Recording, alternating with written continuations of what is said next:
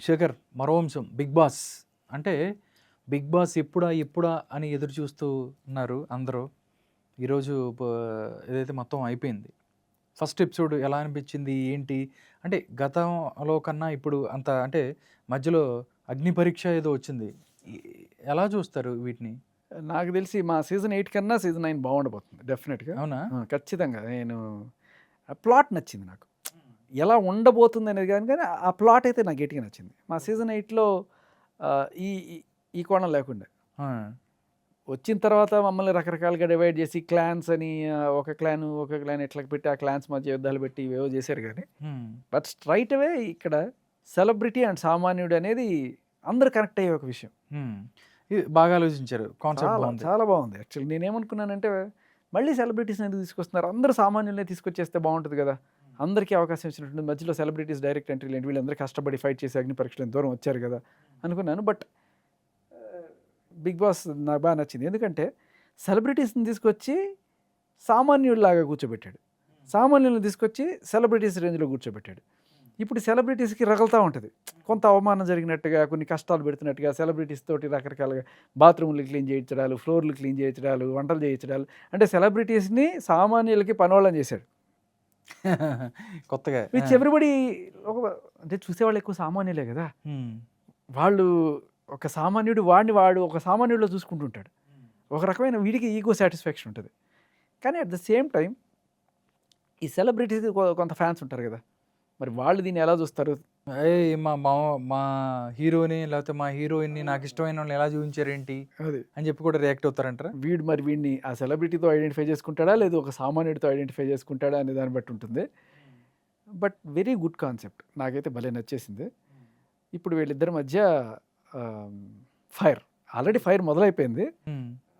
First second డేలోనే ఇంత fire తీసుకురావడం అంటే ఇది మంచి సక్సెస్ అనే చెప్పాలి ప్లాట్.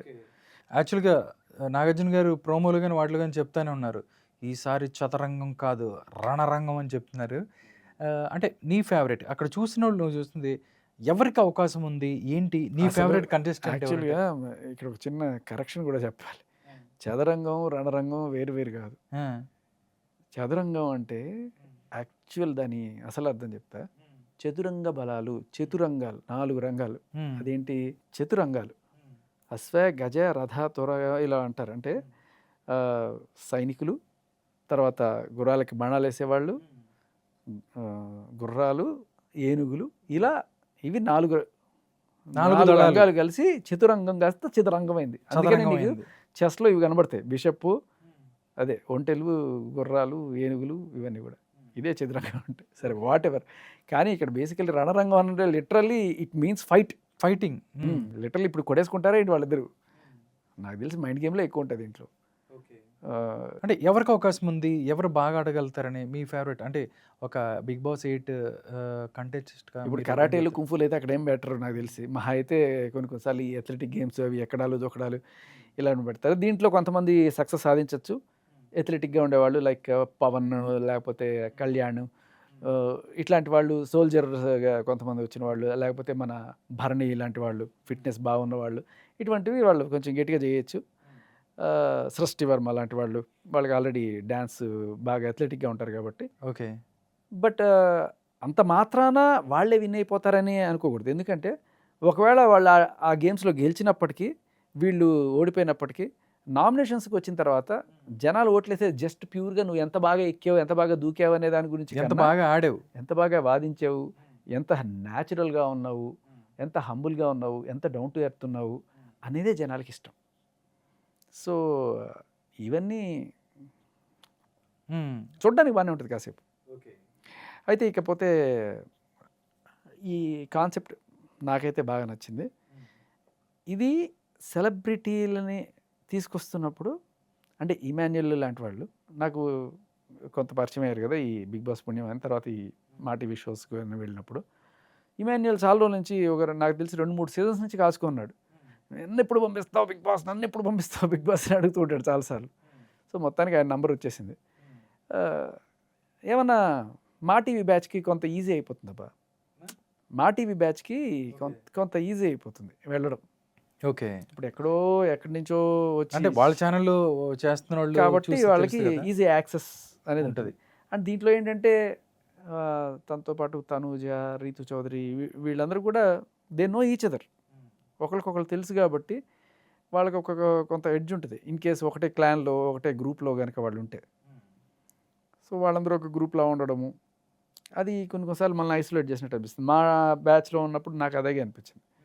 లైక్ అందరూ కన్నడ బ్యాచ్ అనేవాళ్ళు కదా! అలా నాకు ఆదిత్య, ఓము ఆర్ నబీల్ మేమందరం కొంచెం ఏదో ఐసోలేటెడ్‌గా అనిపిస్తూ ఉండేది. వాళ్ళందరూ ఎప్పటినుంచో తెలిసినవన్నీ వాళ్ళు మాట్లాడుకుంటుంటే ఓహో! మేము అలా ఉండేవాళ్ళం. బట్ అదొకటి ఉంటది. అదొక అడ్వాంటేజ్ అనేది వీళ్ళకి బై డిఫాల్ట్ ఉంటది. మా టీవీ బ్యాచ్‌కి. బట్ అదర్‌వైజ్ అలా ఉన్నా కూడా వాళ్ళిద్దరూ వేరే వేరే దీంట్లో ఉన్నారనుకో, వాళ్ళిద్దరే కొట్టుకోవాల్సిన పరిస్థితి వస్తుంది. ఓకే. అంటే చాలా పేర్లొచ్చినాయి. అంటే ఫస్ట్ ఎపిసోడ్ రాకముందు రకరకాల పేర్లొచ్చినాయి. అంటే మీరు అనుకున్నయి ఏమైనా మిస్ అయినాయా? ఇంకా వీళ్ళుంటే బాగుండేది గేమ్ అని అలాంటిదేమైనా ఉన్నాయా శేఖర్? వాళ్ళు వీళ్ళు ఉంటే బావుంటది ఆ! అనుకుంటున్నా. అంటే మామూలుగా వీళ్ళు డెఫినెట్‌లీ వస్తారు అట్లా అనుకున్న ఈసారి నేను మిస్ అయినది ఏంటంటే, ఈసారి ఒక ఆర్‌జే కూడా లేడే. ఓకే. ప్రతిసారి ఏదో ఒక దీంట్లో ఒక ఆర్‌జే అనేది కనబడుతుండేది. బట్ ఈసారి ఒక్క ఆర్‌జే కూడా సూర్య కనబడలేదు. ఉండేడు అంతకుముందు. ఆ! సూర్య ఉండేవాడు. తర్వాత ఇంకా చాలామందే వచ్చారు. ప్రతి సీజన్‌లోనూ ఎక్కడో ఒక చోట ఒక ఆర్‌జే వచ్చారు. ఆహ్, లాస్ట్ సీజన్‌లో నేనుండే. ఓకే. బట్ ఈసారి ఎవరో నాకు తెలిసిన క్లోజ్ ఫ్రెండ్ ఆర్‌జే తను వెళ్తాడు అన్నట్టుగా అన్నారు గానీ, లాస్ట్ మినిట్‌లో మిస్ అయింది. గల్లంతయింది హోప్. ఓకే. అంటే హోస్టింగ్ చూస్తే నాగార్జున గారు అవన్నీ చూస్తే కొత్తగా కనిపిస్తున్నారు. గ్రాఫిక్స్ గాని అవన్నీ అంటే డెఫినెట్‌లీ నెక్స్ట్ లెవెల్‌గా ఏదో 'బిగ్ బాస్' టీమ్ ప్లాన్ చేసిందనుకోవచ్చా? ఖచ్చితంగా. సో, ఇన్నాళ్ళు లేని అంటే సెట్‌లో ఆ డిఫరెన్స్ చూసాను నేను. అవును. చాలా ఔట్ హౌస్ గ్రాఫిక్‌గా సెపరేట్‌గా పెట్టారు. సో, అంటే ఇది బయటికేం చెప్పలేదు గానీ, పనోళ్ళ కొంప. ఇది ఆయన బేసికల్లీ ఏమంటారు టెనెంట్స్ అంటున్నాడు. వీళ్ళు ఓనర్స్, వీళ్ళు టెనెంట్స్ అంటున్నారు గానీ, అది లిటరల్లీ చెప్పాలంటే ఓనర్‌లు, పనోళ్ళు అనే కోణంలో. ఎందుకంటే లిటరల్లీ వీళ్ళందరినీ పనోళ్ళని చేసేసారు ఆల్రెడీ. ఇమాన్యుల్‌నేమో మొత్తం ఫ్లోర్ దుడిపిస్తున్నారు. ఇంకొకళ్ళనేమో బాత్రూమ్‌లు క్లీన్ చేపిస్తున్నారు సెలబ్రిటీలతోటి. సో, అది పనోళ్ళ క్వార్టర్సు. ఇది ఓనర్‌లనమాట. అది. ఎవరికి ఛాన్స్ ఉంది విన్ అయ్యే ఛాన్స్ అంటే ఒకళ్ళిద్దరి పేర్లు చెప్పాలంటే ఏం చెప్తావు శేఖర్? హ్మ్. అంటే నాకు పర్సనల్‌గా ఎటువంటి ఓవర్ యాక్షన్‌లు చేయకుండా వాళ్ళని వాళ్ళుగా ఉంచుకునే వాళ్ళు నాకు నచ్చుతారు. అప్పుడే నేను కొంతమంది బాడీ లాంగ్వేజెస్‌లో ఒరిజినాలిటీ మిస్ అవుతున్నట్టుగా గమనిస్తుంటా. దానికోసం ఓవర్ ఎక్సైటెడ్‌గా మాట్లాడడం, కావాలని లేని తెచ్చి పెట్టుకోవడం చేయడం అట్లాంటిది కాకుండా, రీతు చౌదరి నాకు మంచిగా అనిపిస్తది. అండ్ శ్రీజ కూడా పర్లేదు. Bharani garu. Bharani garu is a good tough contestant. నాకు ఆయన యాటిట్యూడ్ బాగా నచ్చింది. ఇది తీసుకెళ్ళడానికి లేదు ఇంటికెళ్ళిపోమంటే, సరే ఇంటికెళ్ళిపోతే నాకు బిగ్ బాస్ అక్కర్లేదని చెప్పి ఆయన స్టేజ్ నుంచి వెళ్ళిపోయారు కదా! దట్ షోస్ లైక్ నా క్యారెక్టర్ నేను వదులుకోను. బిగ్ బాస్ అయినా వదులుకుంటాను అవును. అని చెప్పి. బిగ్ బాస్ కోసం ఏమైనా వదులుకునే వాళ్ళు కొంతమంది ఉన్నారు. ఏమైనా సరే నా క్యారెక్టర్ మాత్రం వదులుకోను. ఇంటికైనా వెళ్ళిపోతా అనుకునే వాళ్ళు కొందరు. అన్ని రకాల వాళ్ళు ఉన్నారు దీంట్లో. ఓకే. చూద్దాం. ఫస్ట్ ఎపిసోడ్ అయితే స్టార్ట్ అయింది. రాను రాను ఏ విధంగా ఇంకా ముందుకెళ్తది? అంటే అవమానాలు అప్పుడే స్టార్ట్. బిగ్ బాస్ అంటే ఏదో అద్భుతం అనుకుంటారు కానీ, నా అదృష్టం బాగుండి లిటరల్లీ చెప్తున్నాను కదా! ఎంత అదృష్టం అంటే నేను ఉన్నది 2 వారాలైనా కూడా వెళ్ళడమే నన్ను తీసుకెళ్ళి రాయల్ క్లాన్‌లో పడేశారు. హ్మ్. రాయల్ క్లాన్‌లో నాకు పని పాట ఉండేది కాదు. వాళ్ళందరూ నాకు చేసి పెట్టాలి. అందరూ హీరో ఆదిత్య వచ్చి అన్నీ తుడుచుకునేవాడు పాపం. అన్నీ అందరూ చేసుకునేవాళ్ళు. చక్కగా నేను ఆఖరికి నేను ప్లేట్లు కడుగుతున్నా కూడా, "హెక్! నువ్వెందుకు ప్లేట్లు కడుగుతావు? మనం రాయల్ క్లాన్. వాళ్ళు కడుగుతారు నీ ప్లేట్" అంటే నాకు అస్సలు నచ్చేది కదా! నా ప్లేట్ నేనే కడుక్కుంటా. హ్మ్. నా బాత్రూమ్ నేనే క్లీన్ చేసుకుంటా అని చెప్పేవాడిని. సో, ఎక్కడ కూడా కష్టం తెలియకుండా వెళ్ళాను. కష్టం తెలియకుండానే వచ్చేసాను. ఉన్ననాళ్ళు సరదాగా ఉన్నాను. సరదాగా జోకులేసుకుంటే అలాగే అయిపోయింది తప్ప ఆహ్, బట్ పాపం ఇప్పుడు ఉన్నవాళ్ళు ఆ కష్టాలు చూస్తున్నారు. హ్మ్. సెలబ్రిటీలు కష్టాలతో పాటు కష్టాలు వేరు, కష్టపడడం వేరు, కష్టాలు పడడం వేరు, అవమానాలు పడడం వేరు. హ్మ్.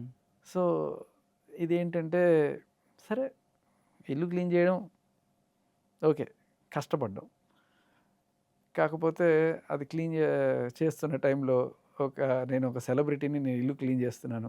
ఒక సామాన్యుడొచ్చి పక్కన బాగా క్లీన్ చేస్తున్నారండి, బాగా క్లీన్ చేస్తున్నారండి. మామూలుగా 4 సార్లు అన్నా కూడా ఏరా నాకు ఏంట్రా ఈ కర్మ ఇంత బతికి అనుకునే ఆ చివుక్కుమనే ఇది ఒక ఫ్లాష్ అయితే నిన్న ఫైర్ కనబడింది. ఇమాన్యుయల్ నాకు గనక రావాలి వీడినే ఇచ్చి మళ్ళీ వీడితో తుడిపిస్తా అని చెప్పి ఆ ఫైర్. తర్వాత నోటికాడు కూడా లాగేస్తారంటారు చూసారు. అంటే ఇట్లా తింటుంటే ఆపేసి పక్కన పెట్టేసి వెళ్ళిపోండి హ్మ్. అంటే అది నిజంగా కొంచెం అవమానం అది. అవమానంగా ఉంటుంది. ఆకలి వేరే విషయం. పక్కన పెట్టేసి వెళ్ళిపోవాలంటే సో ఇటువంటి అవమానాలు ఇవన్నీ కూడా భరించి డౌన్ టు ఎర్త్ ఉండి నవ్వుతూ ఉండగలగాల్సిన పరిస్థితి ఇప్పుడు సెలబ్రిటీస్. చూద్దాం ఏం ఎందుకురా జరుగుతుందో. వెళ్ళాం అని అనుకుంటున్నారేమో చాలామంది సెలబ్రిటీస్ అని నా డౌట్. అవునా? హ్మ్.